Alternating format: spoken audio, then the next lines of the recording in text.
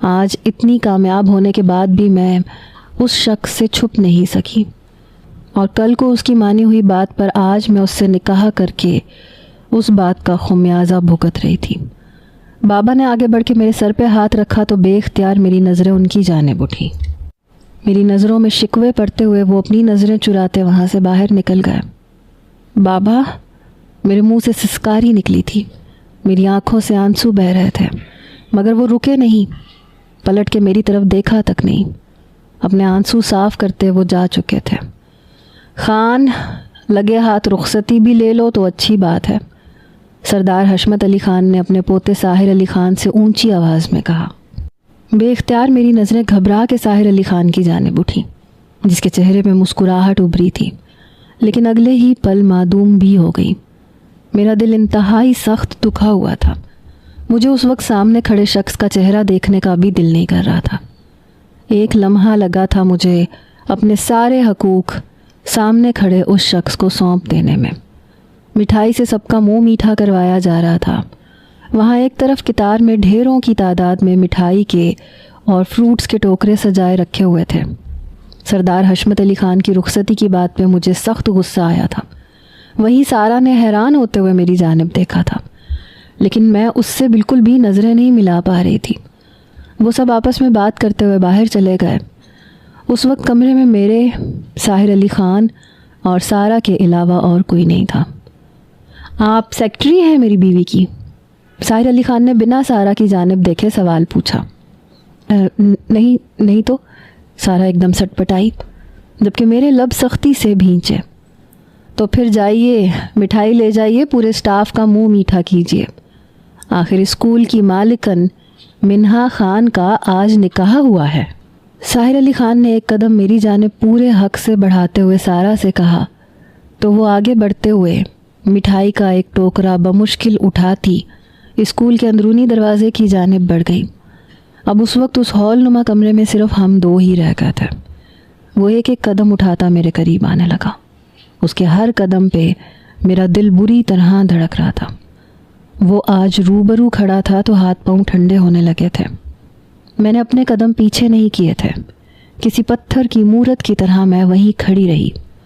وہ میرے قریب آ کے کہنے لگا، کیا ہوا منہا جانی، اتنی نروس کیوں ہو؟ وہ میرے قریب ہوتا، ذرا سا جھکتے، اپنی گرم سانسوں کی لو سے میرے چہرے کو جھلسا رہا تھا۔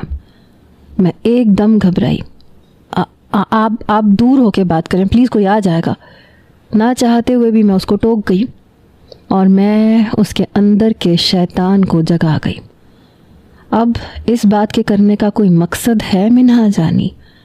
اس نے میرے چہرے پہ ہلکی سی پھونک ماری تو میں جی جان سے لرز اٹھی۔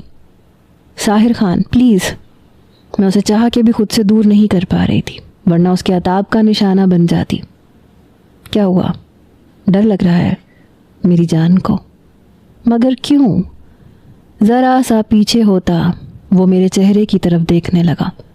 میں نے اس کے سینے پہ ہاتھ رکھ کے فاصلہ برقرار کیا۔ میرے ہونٹ بری طرح سے کپ کپا رہے تھے۔ ہمارے بیچ میں صرف نکاح کا وعدہ ہوا تھا اور وہ ہو گیا ہے، پلیز اب جائیں یہاں سے۔ میں نے نظریں چراتے ہوئے کہا تو ایک دم اس نے میری کمر کے گرد بازو حائل کرتے مجھے سینے سے لگا لیا۔ نکاح اس لیے تو نہیں کیا کہ تم سے دور چلا جاؤں۔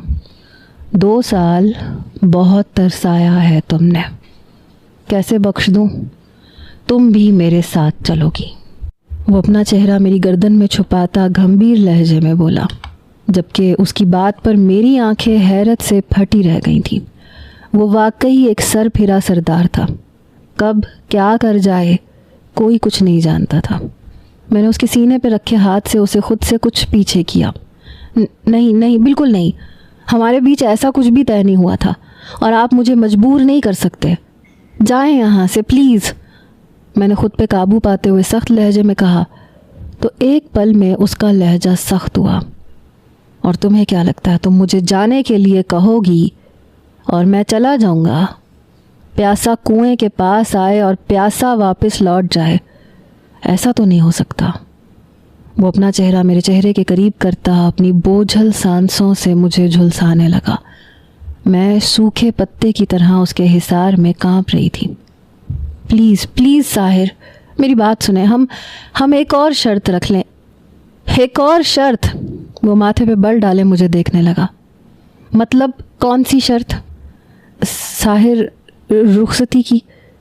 مجھے خود بھی اندازہ نہیں تھا میں کیا بولے چلی جا رہی تھی, لیکن بس مجھے کسی بھی طرح کر کے اس سے خود کو بچانا تھا.